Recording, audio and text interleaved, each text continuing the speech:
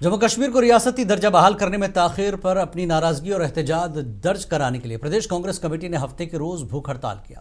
بھوک ہڑتال ہماری ریاست ہمارا حق کے بینر تلے منعقد کیا گیا، جس کی قیادت پارٹی کے صدر طارق حمید کرا کر رہے تھے۔